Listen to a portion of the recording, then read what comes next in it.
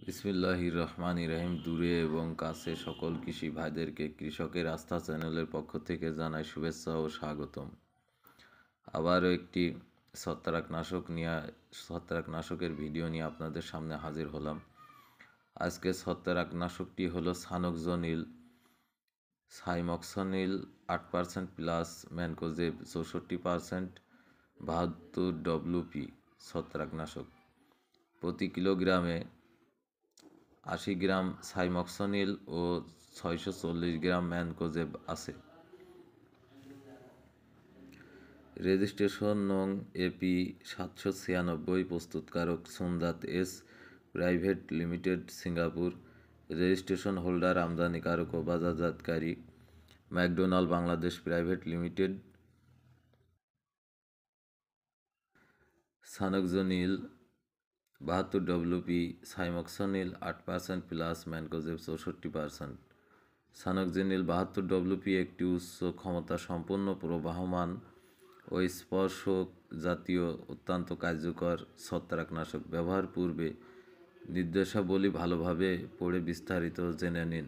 ব্যবহার বিধি: ফসল রোগবালাই প্রতি হেক্টর জমিতে সানোক্সোনিল প্রয়োগের মাত্রা: প্রতি লিটার পানিতে মাত্রা।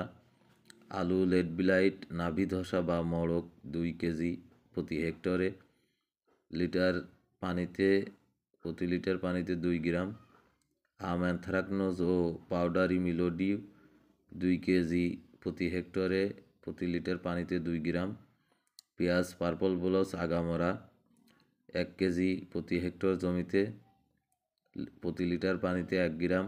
টমেটো, আর্লি ব্লাইট ও লেট ব্লাইট, আশু ধসা ও নাভি ধসা 2 কেজি প্রতি হেক্টরে, প্রতি লিটারে 2 গ্রাম। প্রয়োজনীয় পরিমাণ: সানোক্সোনিল সরাসরি স্প্রে মেশিনে না ঢেলে আলাদা পাত্রে সামান্য পানি দিয়ে ভালোভাবে গুলিয়ে নিন। তারপর স্প্রে মেশিনে ঢেলে নিয়ে সম্পূর্ণ পানির সাথে মিশিয়ে স্প্রে করুন। সর্বোচ্চ খুচরা মূল্য 163 টাকা।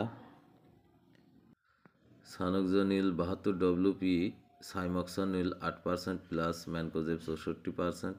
সাবধানতা: জমিতে ছিটানোর সময় চোখে চশমা ও গায়ে বস্ত্র পরিধান করুন। সানোক্সোনিল মুখে নেবেন না ও গন্ধ নেবেন না। ছিটানোর সময় ধূমপান, আহার ও পানীয় গ্রহণ করবেন না। ব্যবহারের পর হাত, পা, মুখ ও ব্যবহৃত কাপড় পরিষ্কার করে ধুয়ে ফেলুন। খালি প্যাকেটে মাটির নিচে পুঁতে রাখুন। সানোক্সোনিল এর প্যাকেট ঠান্ডা ও নিরাপদ জায়গায় রাখুন। বালাইনাশক ছিটানোর 7 থেকে 14 দিনের মধ্যে পশু পাখি জমিতে ঢুকতে দেবেন না ও ফসল তুলবেন না। বিষক্রিয়ার লক্ষণ: মাথা ধরা, বমি বমি ভাব, বমন, পেট ব্যথা, শরীরে কাঁপানো, চোখ দিয়ে পানি পড়া, লালা পড়া, চোখের মনি ছোটে হয়ে যাওয়া, দাস্ত, শ্বাসকষ্ট, খিঁচুনি ইত্যাদি। প্রাথমিক চিকিৎসা: ভুলবশত খেয়ে ফেললে বমি করান। অচেতন রোগীকে বমি করানোর চেষ্টা করবেন না।